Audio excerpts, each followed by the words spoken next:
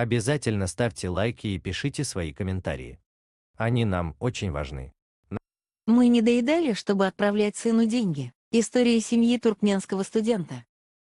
Пенсионерка из Мары Агулнур Эджа, имя изменено, одна из многих туркменских родителей, которые, несмотря на экономические трудности, отправили своих детей на учебу в другие страны в надежде, что они, получив высшее образование, смогут стать опорой для семьи.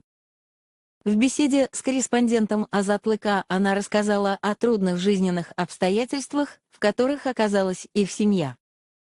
Марийский корреспондент Азатлыка побеседовал с несколькими родителями, которые, отправив своих детей учиться за границу, сами остались в безвыходном положении.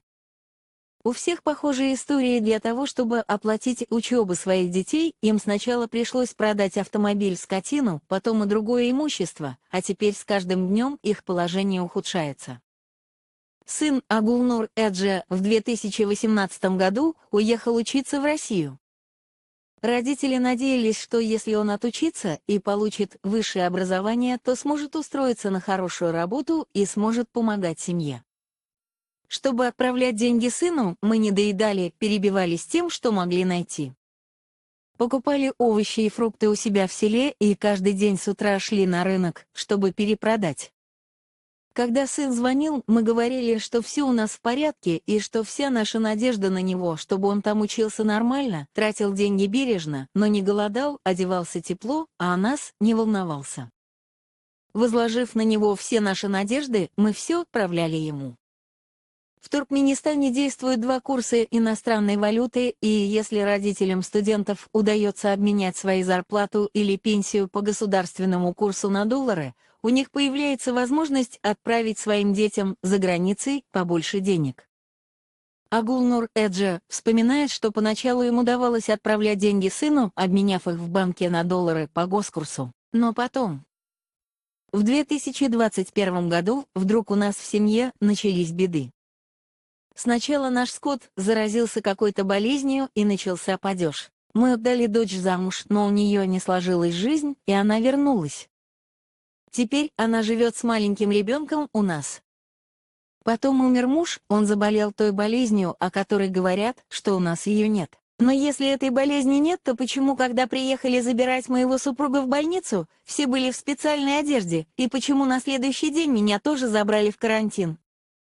Агулнур Эджа вспоминает, что потом их двор обрабатывали хлоркой, а на их улице каждый день по 2 раза тракторами распыляли хлорированную жидкость. После смерти супругов в доме мы остались с дочкой. Раньше, когда отправляли деньги сыну, мы складывали 2 пенсии и могли отправить побольше.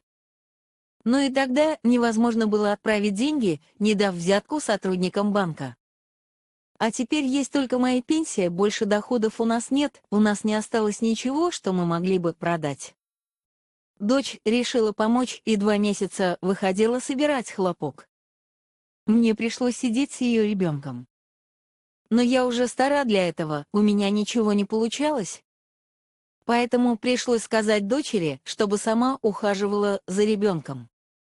А теперь мы выживаем тем, что кто-нибудь принесет в качестве милостыни. Агулнар Эджа говорит, что никогда не думала о том, что ей придется жить на милостыню. Из-за того, что мы не смогли оплатить учебу сына, отчислили из университета. Но он не может вернуться домой. Наше правительство не справилось со своей задачей, когда нужно было вывести своих граждан, оставшихся за границей. Оказывается, сейчас мой сын со своими сверстниками ночует в аэропорту, я не знаю, о чем думать. Единственная моя надежда, мой единственный сын, теперь без диплома, в безвыходном положении, должен возвращаться домой. Я спросила, не может ли он там найти работу и прислать нам деньги. Я ему рассказала, что его сестра развелась и живет со мной, и что нам очень тяжело. Я рассказала, как нам пришлось все распродать. Но сын говорит, что приедет и устроится на работу здесь, что будет рядом со мной. Он, наверное, думает, что здесь сейчас легко устроиться на работу. Но мне пришлось согласиться с ним, главное, чтобы сын вернулся домой живым и здоровым. Но наше правительство не привозит детей из таких семей, как наша. Я всегда, когда молюсь, прошу от Бога облегчения. Я беспокоюсь и о дочке. Я раньше всегда жила с надеждой на хорошее, думала, сын получит высшее образование, потом поможет сестре и нам, отправит нас с отцом меня в какой-нибудь санаторий отдыхать, поддержит нас в старости. Но ничего этого не сбылось. Теперь я боюсь загадывать наперед. Чтобы оплатить учебу сына, мы распродали все из дома, до последней мебели, все имущество. Старинное золотое кольцо отдала за бесценок. Но работники банка отказались переводить деньги, потому что не смогли получить от меня взятку. Даже если бы потребовали, я не смогла бы дать взятку. Я считаю каждую крошку хлеба перед тем, как съесть. Радио «Азатлык» не публикует имя и место проживания этой женщины в целях соблюдения ее безопасности.